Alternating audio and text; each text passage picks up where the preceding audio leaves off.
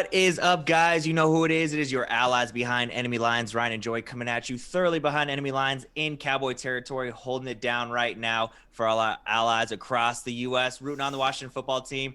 Make sure you rate, subscribe, review, all that good stuff on Apple iTunes, Apple Podcasts. Make sure you're subscribed here on YouTube. Make sure you got that notification bell rung.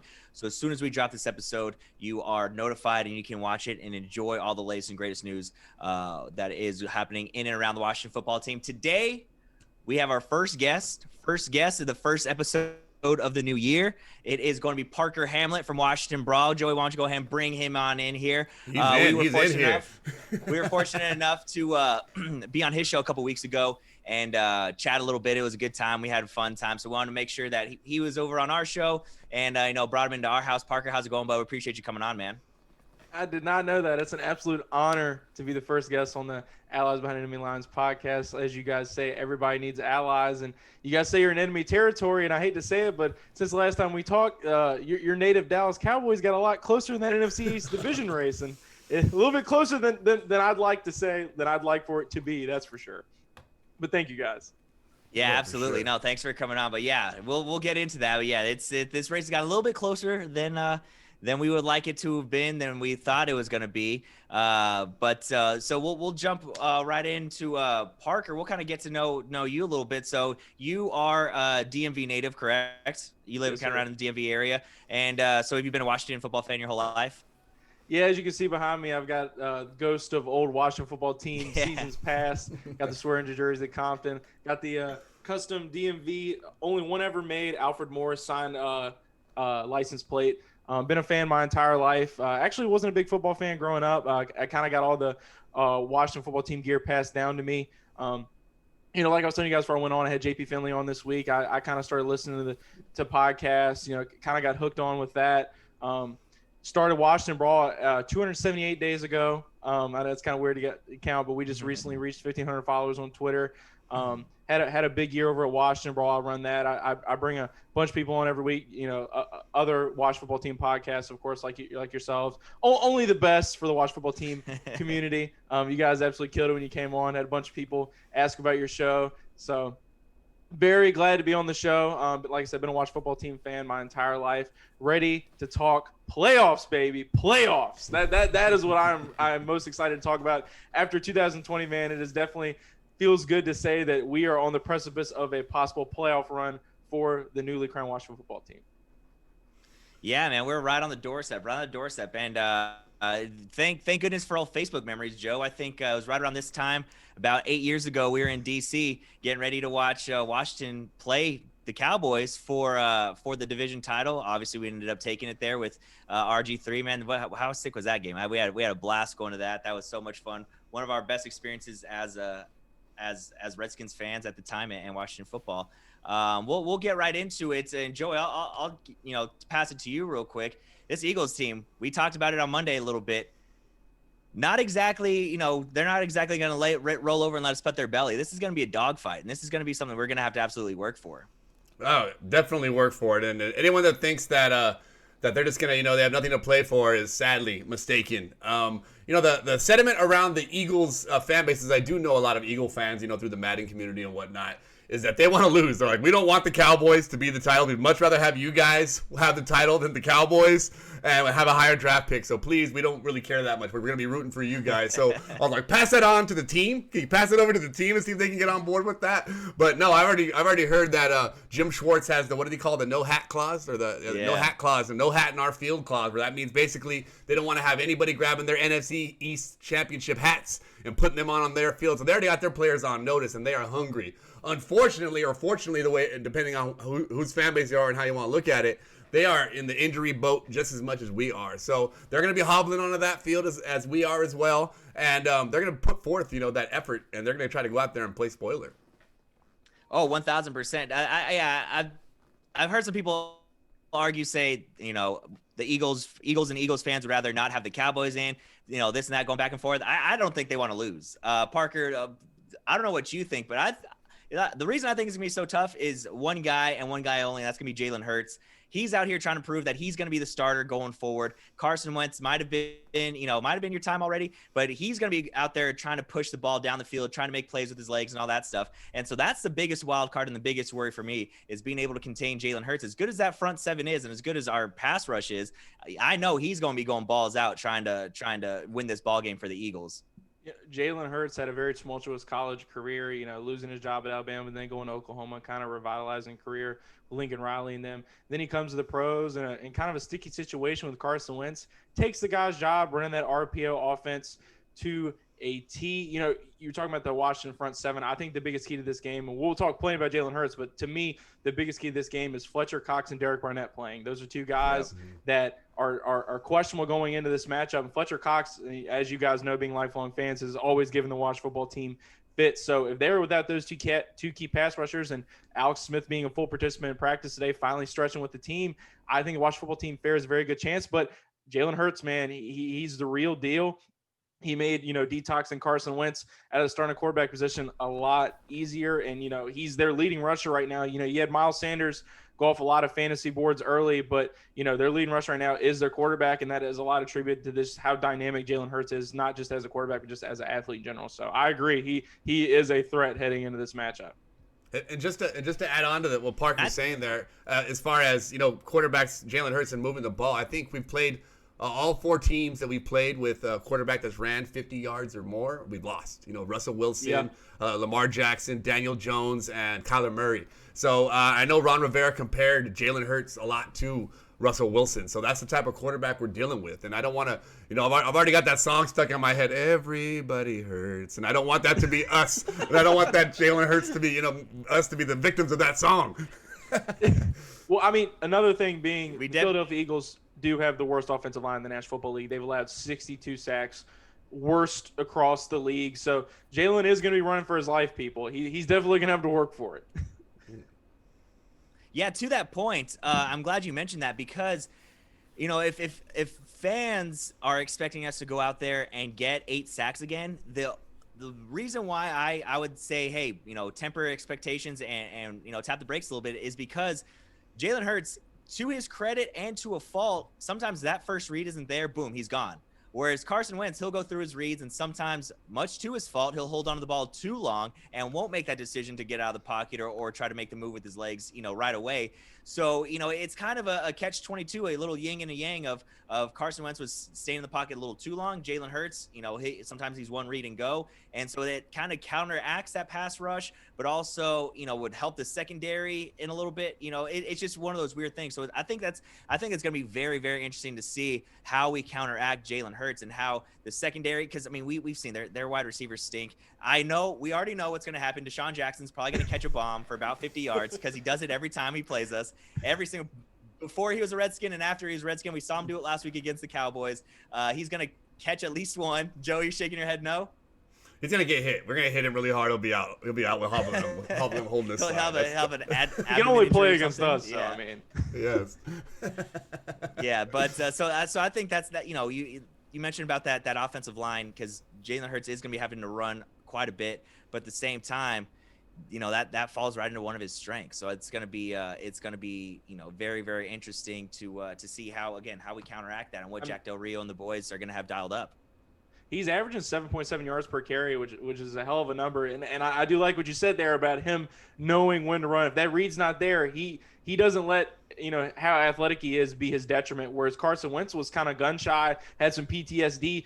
Jalen is 2 words for this Eagles offense, and it's been a complete renaissance for them. That's fresh legs. He revitalizes this offense. He gives them a different look. He gives them that athleticism that they were lacking with Wentz, and so far he's been pretty consistent with it. A couple sloppy turnovers against the Cowboys, but that happens with your young up-and-coming players in the National Football League. I think, if anything, this is a revenge game for the Philadelphia Eagles. Week 1, 8 sacks, 14 quarterback hits. That's absolutely insane. Freaking body bag game. So I think Schwartz and them are going to come ready to play. And if there's anybody who's going to play spoiler, it's definitely the Eagles in Week 17. So I'm glad you mentioned body bag game. For those who remember the body bag game, that was when the Eagles took out every single one of our quarterbacks. in a Monday night game back in the day. I think Brian Mitchell ended up closing the night out as quarterback there. I remember that game as a kid. Like, oh, that was a bad day. Speaking of PTSD. Thinking of PTSD. But, I mean, I think it goes back to the point I made a few weeks ago, and I think we were preparing. I'm pretty sure it was the Seahawks game. And that's the ability to get pressure with 4 rushing linemen. If we can do stuff like that against Jalen Hurts, then you're freeing up somebody to mirror. I know early on, when we played quarterbacks like this, I know Donovan McNabb used to be the same thing to us early on in his career. Michael Vick did the same thing with the Eagles, is that mobility. And what we used to do back then is be able to put somebody out there to mirror them. I know LeVar Arrington in his height would be able to do that and just kind of follow that guy around. Wherever he went, he went. And so we have someone like Cameron Curl or someone like that can mirror the quarterback in the pocket. When he takes off after him. After he gets hit a couple times, he's going to start forcing that ball a lot more. So it doesn't take a whole game strategy or something like that. But we have to know that when if you're gonna run Hurts, we're gonna put the Hurts on you. So he's got to get that message early. This is definitely the best defensive front Hurt has faced up to this point. You know, he is a playmaker. He's done some great things, barely losing that matchup against the Cardinals. You know, to me, this pass defense for the Washington football team is absolutely amazing. I think Hurts is going to have a hard time getting the ball across. I definitely have a little bit of a sigh of relief because when Carson Wentz was under center, who was the Washington football team killer? In my mind, it was Zach Ertz. You know, he was somebody we were constantly – he was taking advantage of linebackers, and the Washington football team would just, you know, roll their eyes anytime they had to play against him. He would always have a career day against us. You know, with Wentz out of the lineup, there's not that, you know, tight relationship like there was with Carson. So it's going to be interesting to see who the ball is given to. And if Jalen can make the decisions quick enough, if he has enough time to even make the reads or even get out of the pocket. But that has been a big issue for the Washington football team this year with the mobility with quarterbacks. That's definitely been something. That is definitely something to keep an eye on this Sunday. I mean, and covering tight ends in general. I mean, it's kind of an ongoing joke with me and Joe. It's just how we can't cover tight ends. We never have, and for whatever reason, we never do. Tight end, not only just Zach Ertz, but you know, obviously back in the day, Jason Witten used to have big games against us. You know, you think back to the Jeremy Shockey days. Like we just, you know, obviously those are some of the greats that we've seen in recent past. But just tight ends in general always just seem to eat our lunch for whatever reason. Little side note. Body Bag Game, one of the best lines in all of rap music ever. Eminem and Legacy, Joe. I know you know what I'm talking about. It's a body bag game, bitch. I'm supplying coffins, like killer. Anyway, that's just a little. You know, you're Brian Dawkins. Yeah, the whole 0-16 Lions offense. Yes. For sure. Yep. So I mean, we're bringing up songs. You know, you talked about Everybody Hurts. Hopefully, it's not hurt so good this week. You know, for the Eagles. But yeah, I mean, I'm excited for this game. Obviously, now another question mark for the third or fourth straight week is that quarterback spot. Today, it looks like Alex Smith is practicing. He was out stretching. He was taking first game reps. Saw a couple videos from our boy JP, and it looked like the mobility wasn't bad. So you know, Parker, I'll ask you because I already know Joey's take on this. Obviously, Alex Smith is you know the guy who we want back there. But what's your confidence level if it is Heineken time? If Heineke has to come in there and play, from what the limited amount we saw last week, we both, Joe and I, feel comfortable with him. But I was interested on what your thoughts are. What do I think about Heineke? You know how to get it in there, man. I mean, instantly he comes in. It's electricity. His energy he brings is intoxicating. Yeah. I mean, it just the confidence, the poise he brought in only a quarter and a half of football. He looked great. Kind of an undersized guy. That's been one big question mark with him leading through his professional career. You know, he was taking classes at ODU 2 weeks ago, so he didn't think he was going to be in this position, and I think that's kind of why he plays like he has nothing to lose, really. I mean, you know, you had Mr. Simba in there who knew that his entire football career was lying on this performance, and then you got Taylor who walks in and telling Chase Young, you know, that's what I do, man. That's what I do. You know, he brings that confidence, that poise, that big arm ability that we've been lacking at quarterback, that deep decision-making downfield. I love Alex Smith, but at the end of the day, he's not exactly known for taking those shots downfield. And you got Taylor Heineke who coming in on a moment's notice, bombing it to J.D. McKissick. So you already have a guy who's not afraid to make a play, who's not afraid to take a chance, which is going to be big in this game against the Philadelphia Eagles. You know, Doug Pederson and this coaching staff, they definitely attack success. My confidence level with Heineke heading into this matchup, which I don't think he'll be under center anyway, but my confidence level with him is about 60%. I liked his mobility. I thought he showed some big things, but at the same time, you're playing against the Carolina Panthers team that has kind of a big lead. They're kind of playing backed off coverage. I definitely think he made the best of his opportunities, but you play a full game, you might get kind of different result. I'll talk to Kyle Stackpole, editor of Watch Football Team, last night on my show, Washington Brawl, and he talked a little bit about how, you know, people are kind of turning their heads that they're kind of scared about Alex Smith's status going into this game, but he let me know and everybody, all the listeners know that everything is going according to plan. It looks like they're one step closer. Alex Smith says he's on the doorstep of being able to start, and today definitely indicates that. But if it comes down to Heineke, I'm feeling a lot better about it than I thought I would. Yeah, no, I agree. And it'll be interesting to see too. Yeah, sure, Alex Smith starts, but is he able to finish the game? Is he able to gut it out? Yeah, or the season, whatever it is. So, if he is able to start, great. If Heineke is in there, I think obviously everything goes based. The offense starts running through Antonio Gibson. And the whole committee, J.D. McKissick and Peyton Barber. You kind of start off with that, get him a little comfortable, and then you're able to take a few shots here and there. But, yeah, I mean, if I had to put a number on it like you did, 60%, I'm probably around there, 60, 65%. I mean, say what you will, Old Dominion, but the guy threw for over 700 yards in a game. I mean, that's something, right? 700 yards, that's something. I mean, that's Madden numbers. I'm doing that with Alex Smith in Madden. So, that's something to put your hat on. But like you said, he's playing with house money right now. He wasn't expected to be here, and I think he's just going to make the most of the opportunity. But with that said, we gotta have Alex back in there, huh, Joe? But yes, we do. Yes, we do. And he's earned that spot. I think this is his spot, and I think it's I think it was Mike Garafolo who said yesterday on Good Morning Football that the feeling within the organization when there wasn't this really pressing need for him to start these last couple of weeks because we were still in first place. He couldn't go. It wasn't a soreness thing. It was a functionality thing. And if he couldn't protect himself, he wasn't going to put himself in that position if he didn't need to. But now that we're in more of this, we need the best person out there possible. I think that he'll be more prone to start, even if he's, even at 80 to 90%. Now, with that being said, how soon, we've been prone to be getting off to slow starts this year. How soon and how much fire is going to be throwing to Heineke in there if Alex Smith ain't moving the ball after, the first couple drives. I think the fans are going to be wanting it. Definitely not going to be fans there in the stadium, but they're going to be yelling through their, through Twitter, through everything, every possible way they can to have, Heineke get out there and take over. But, I think Alex Smith, as put before, that he's if you're out there, I forgot exactly the words he used. If you're putting yourself out there, you're accountable to everybody else. There was something like that. You have to be accountable for putting yourself out there. And I think he's smart enough and has enough experience and leadership to know if he can do it, he's going to put himself out there.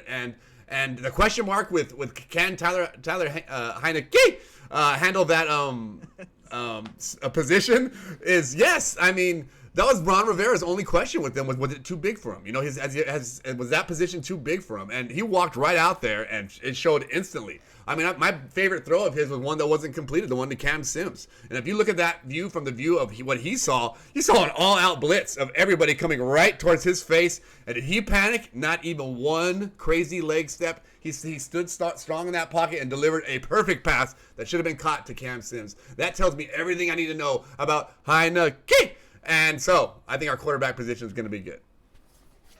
I mean, you're just hitting that Heineke every single time you say it. You're just not letting it up. I mean, I kind of respect it. Provocative. Yeah. I mean, it's so obviously another big thing as we are kind of shifting off the quarterback position is Terry McLaurin going to be ready to go? The captain. That receiving core, I think, obviously, like you said, Cam Sims had the drop, Antonio Gandy Golden had a couple big drops. And then we're going to get to a guy that I want to know from you, Parker. What's your beef with Steven Sims? You hate that guy. It's okay. To me, it's the ceiling that I think a lot of us thought he had. The end of last year, Kevin O'Connell comes in and taking over offensive play caller duties. And, him and Haskins and everybody look like they have a very, very bright future, And Sims himself is a dynamic athlete, extremely fast, great explosiveness. To me, he kind of lacks the football instincts. Danny Johnson's been a great returner for the Washington football team whenever he was on the field. That should kind of be his main gig. Some of it is attributed to how Sims has been utilized this season. He has not been used to his strengths as much as he was at the tail end of last year. But, I mean, honestly, I just think as a starting slot receiver in the National Football League, I just think Sims lacks the hands, quite frankly. I think his catching has been a big issue this year. If you can't catch, man, I can't do nothing for you. You know, you got Matt Jones, former Washington football team running back, talking about he wishes he could lace up. But at the end of the day, man, that guy couldn't hold on to the ball. I don't think you can teach someone how to catch. That's one of my biggest gripes with Antonio Gandy-Golden as well. You know, he was on my mock draft. Love him out of Liberty. One of the biggest issues with him throughout camp was his ability to catch the ball. And, you know, that turnover by Sims was absolutely detrimental as well, man. I mean, this is a very big game. And, you know, I mean, just it's something they teach you back in, you know, middle school, high school is don't try to run before you catch the ball. And that's something Sims does a lot. And, you know, sometimes I think he's too fast for his own good. He just get that raw athleticism. I think we get a little bit more of a refined option at slot receiver than Steven Sims. I do see this as his last season with the Washington football team. Yeah, I think you hit the nail on the head of when he 100% tries to take off before he catches the ball every single time. We talked about that on Monday. I said, I tell my baseball players that all the time. I coach baseball. I said, you can't do anything without the ball. You have to make sure you have that ball in your hands before you can do anything else. The throw, whatever. You got to make sure you have that ball in your hands. And same thing with Steven Sims.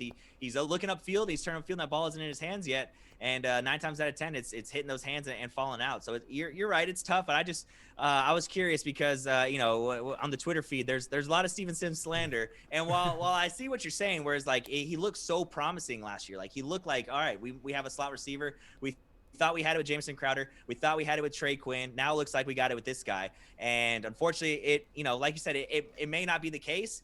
I don't like him back there at punt return because, you know, last week wasn't his first fumble, and it probably won't be his last if he continues to be back there. So that's an issue.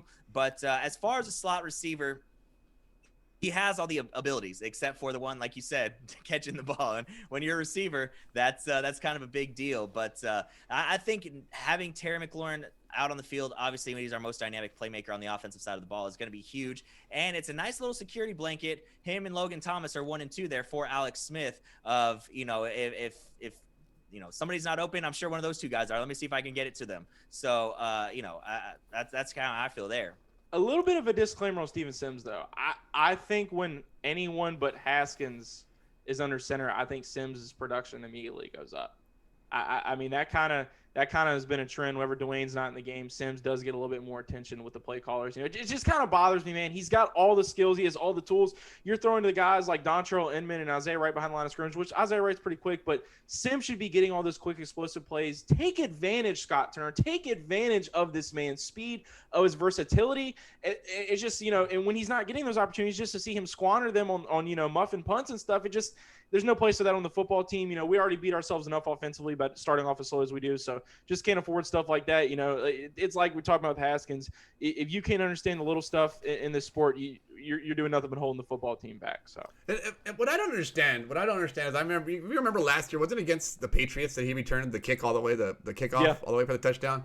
Why is he now returning kickoffs? And instead of why did they don't switch him and Danny Johnson return? That makes zero sense. I mean, the chances of him muffing a kickoff, I mean, it's different. You know, I mean, that's very rare. You know, you're not in a high pressure situation a lot of times to catch it. Then you'll have the ball and have time to use that speed and that mobility and all the strengths he has versus which we know his strengths aren't, which is making the quick decision by catching the ball. You know, so that's what you're forcing him to do on punt returns when you're not allow him to do that on kickoff. I don't understand the special teams at all when it comes to our kickoff return. Oh, Danny Johnson, like you said, he's a solid guy, but if he's not going to ever break away for a touchdown ever. If he does, it's because you just need somebody to catch the ball, man. At the end of the day, exactly. If you're relying on punt returns to score points, you got bigger problems. So, But yes, I agree.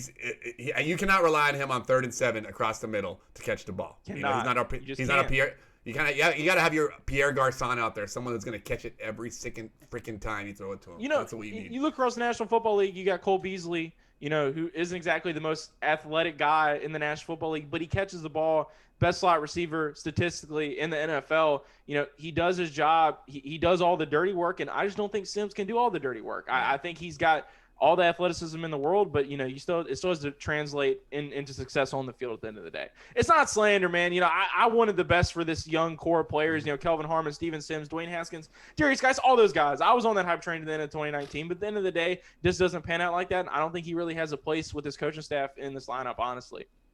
Yeah, that you mentioned a name there that I'm waiting to see in Kelvin Harmon. Like, I'm waiting to see, like, what do we have with him? There's some big time free agents coming out at wide receiver. Kenny Galladay, one of them. Guy that's losing a little steam as far as coming over to Washington. Juju Smith-Schuster after the whole Bengals debacle. Yeah, the TikTok star. There you go. You guys got all the dances down. He's kind of falling down the list, but we obviously went and made a run at Amari Cooper, so we have the money and the willingness and the want to go get a nice sidekick for Terry McLaurin, because whoever we bring in needs to be that. They need to be the sidekick to Terry McLaurin. We can't bring somebody in here to be the number one and put Terry to the side. The captain is the captain, and he's got to be the number one. We got to bring in a good little sidekick for him. So but Kenny Galladay could be, he could be that number two guy who, 1 and 1A, something like that. You know what I mean? But I just want to see what we have with some of these younger guys like Kelvin Harmon. If Antonio Gandy-Golden isn't going to shape up like we thought he was going to, like we see Antonio Gibson shaping up, we got to ship him out and get some new guys in here. But obviously we've said there, huge matchup this weekend. Cowboys, I think they're going to take care of the Giants. So we 1,000%. Not only can we beat the Eagles, not only can we make the playoffs, but then we keep the Cowboys out of the playoffs. I mean, after we already beat them twice this year, buddy, can't get much better than that. You can't get much better than that. Completely sweeping the Cowboys, man. It would make me, we're talking about the Philadelphia Eagles this Sunday. This Eagles secondary made the Red Rifle look like an elite quarterback last Sunday, man. They stink. They're terrible. 2 100-yard receivers, almost 400 yards passing. Zeke's doing this for the first time in 12 weeks. They brought that Cowboys offense back to life. And to me, it just completely sums up 2020. The fact that after the disastrous on the field job the Cowboys have done, they did lose Dak Prescott, which sucks. Just after how bad their season's gone, that they're even in this position. It blows my mind. It blows my mind. Yeah, it sums up the NFC East, and like you said, 2020 as a whole. 1,000% sums it up perfectly. Worst defense in the National Football League, bar none. I mean, you got Jalen Smith, go fight Irish, love him and all that good stuff. You got Leighton Vander Esch, who is Sean Lee Jr. You got secondary after they let Byron Jones walk, who just they don't play defense. They're like the Houston Rockets of the National Football League. They don't play defense. So except they don't score either. Yeah, they don't score either. Yeah, so they don't score either. They don't score. Like I said, it just blows my mind that they're even in this position. I expect the Giants to play them a little bit tougher than we think, too. I mean, those Giants are a pesky team. They got a good defense. They do have a good defense, and they can't stop that run and force the Red Rocket or the Red Rider to push the ball. Push the ball down. Ginger throwing the football for him. Make him push the ball. So it's either way. We don't want either of those guys winning the division. It's one of those, the last couple of weeks, as always, being a Washington football team fan, if you guys have been, it's like when we're going towards the playoffs, we're become fans of other teams. We're like, oh, come on, Ravens, you got to win. Come on. This week, it don't matter about nothing. It don't matter about nobody else except us going out there and doing our job and making sure that we take out a division opponent that we can take out. And so we can do it. I know we can do it. Honestly, we're the kind of laughing stock in the National Football League this week with all the Haskins news. But I was talking to JP about it last night. I'm so glad that we at least have closure on it and there's some finality there. Because you look at the New York Giants, who have a great defense, James Bradbury, Blake Martinez across the board. They played very tough, had a very, very big win in Seattle. But you still have that guy holding you down under center, man. Daniel Jones just gives away the ball at an egregious rate.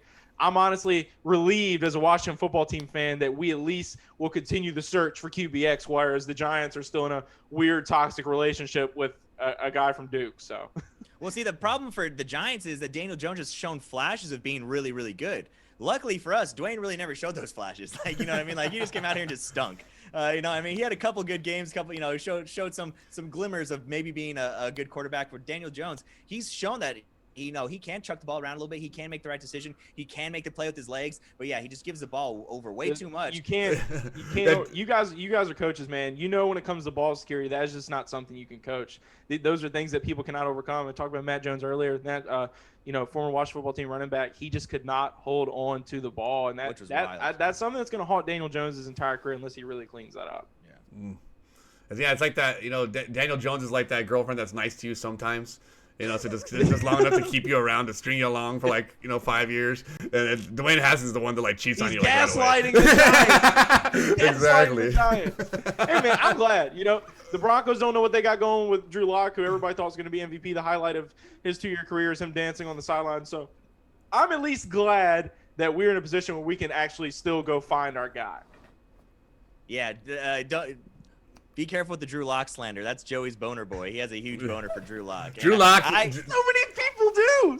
Drew Lock is good, man. Drew Lock is good. I never bought the Drew Lock stock, and I couldn't be happier right now. If we had Drew Lock right now, we'd be 10-6. If we had Drew Lock right now, we'd be 10-6. Oh my God! Okay, Gruden, don't even. No way. Drew Lock is. He has. Look at the injuries he's had to his wide receiver core all year long.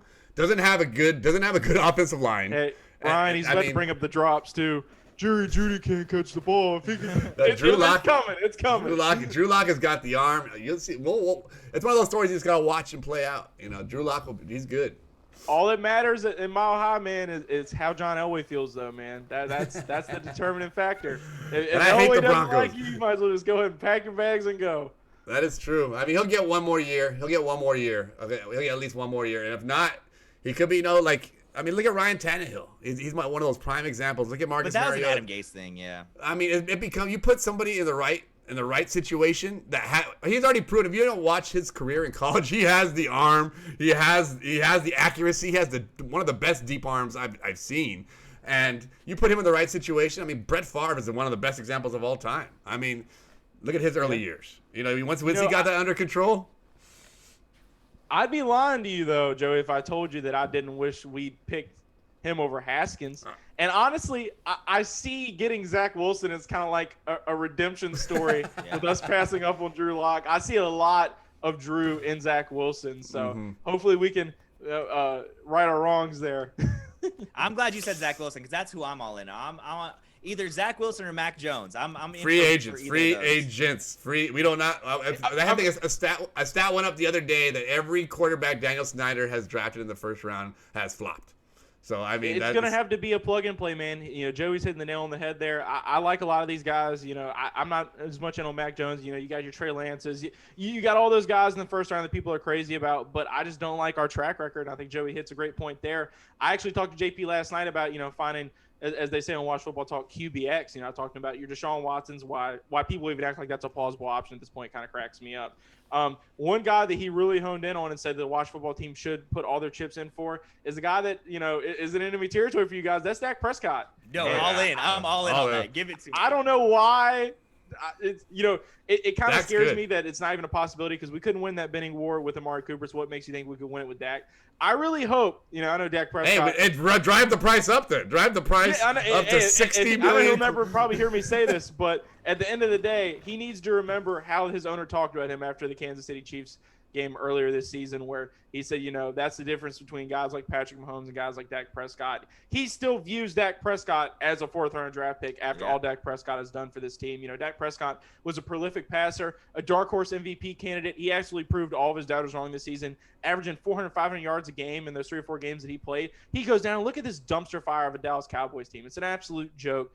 I think Dak deserves better, and I'm not just trying to slow a campaign for him to be in burgundy and gold, but I mean, I think he is the answer for the Watch Football team. You plug me with this defense, dude, instant contenders. Instant.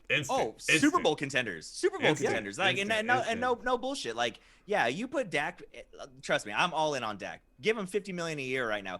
I think you hit the nail on the head, Parker, when you said he's still viewed as a 4th-round pick to Jerry Jones. Just look, Jerry Jones paid who first? His 1st-round draft pick in Zeke, who stinks. Look how that's turning out. Exactly. He pays, all this money for Amari Cooper. Marcus Lawrence. So, okay, fine. But yeah, he gives everybody money except for who? His 4th-round franchise-leading quarterback.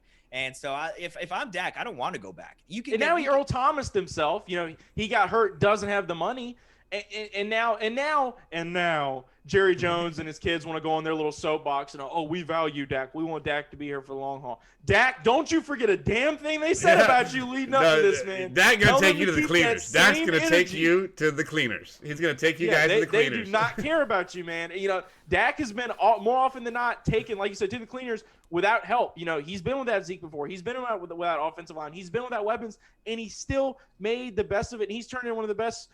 Honestly, I'd say a top 5 quarterback in the National Football League. So I hope Dak makes the right decision. And I don't think it's crazy if you just say Super Bowl contenders at all with this defense, man. I really don't. Mm-hmm. Who are some other guys you guys have in mind who could possibly be in the Burgundy and Gold next year? This is a conversation I had with JP. Matt Stafford, Matt Ryan. Stafford. Stafford.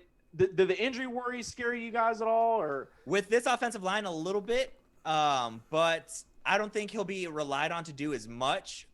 If he, like he does, if Kenny Galladay is not on the field, he has to chuck that ball around everywhere. And so I think if he's leads this offense, he doesn't have to do as much. He has a great running game, which he's never really had. Like he did to us. Exactly what they did to us. They ran all over us, and Matthew Stafford looked like an MVP quarterback. He could be with that. That's how he can look.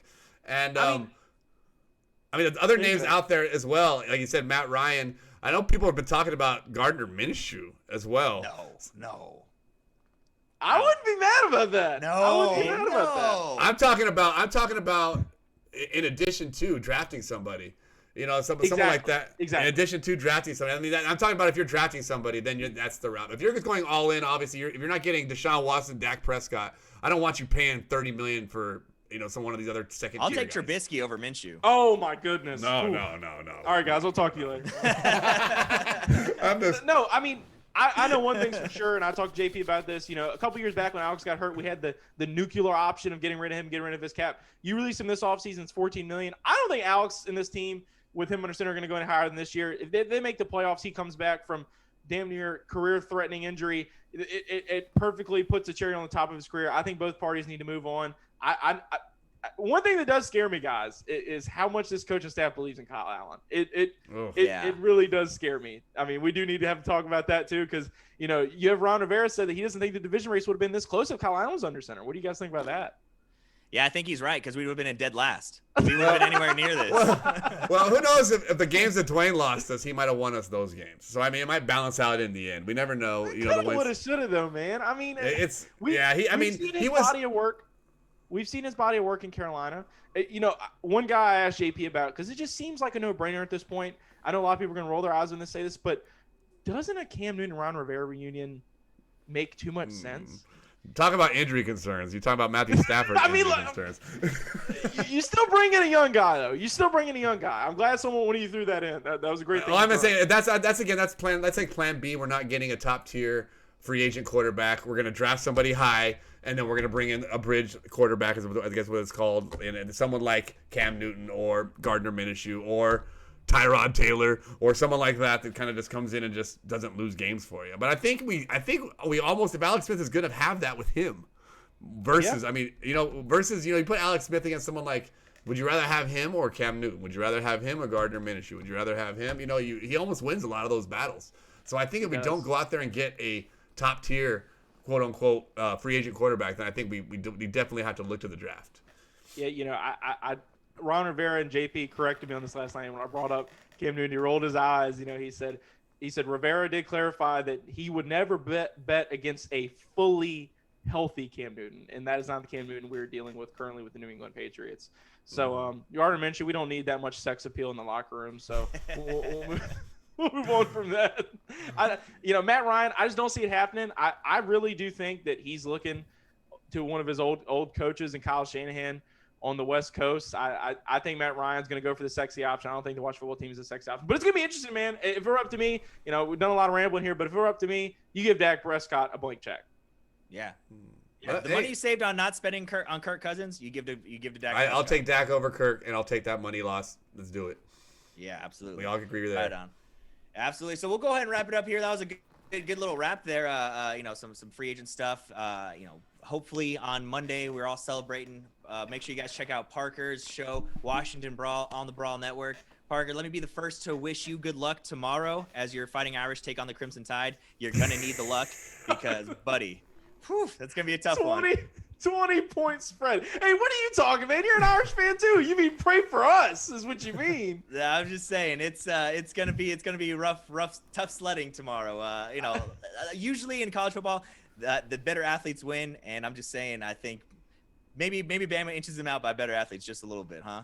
Look, man, we need a miracle. We need an absolute miracle. 20-point spread in the college football playoff. That's absolutely nuts. But I'm hoping Kelly and them can kind of right their wrongs and show that this team deserves to be here, because a lot of people feel like the Irish are being pushed down the throat. And if they get smacked tomorrow, I can't exactly argue with that narrative. You know, I work over at College Sports Network, Sidelines Notre Dame, do a lot of good stuff over there. So make sure you guys check that out as well for anybody listening who is a Notre Dame Irish fan. But yeah, we need all the luck we can get, man. All the luck we can get. Absolutely. So yeah, go check out Parker. Go follow him at Parker Hamlett.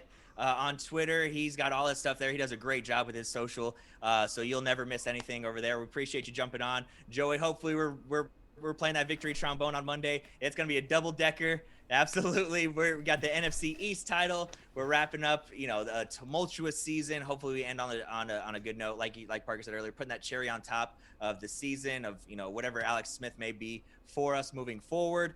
Make sure again you rate, like, subscribe, review, all that good stuff on Apple iTunes. Check us out on SoundCloud at Allies Behind Enemy Lines. All our shows are immediately posted there first, so if you are following us there, you'll see it before anybody else. Make sure you're subscribed here on YouTube. Get that notification bell rung. And until next week on Monday, when we hope we're celebrating a division title yet again, we will see you guys then. Thanks for listening. Thanks for watching. We appreciate it. You guys have a good one.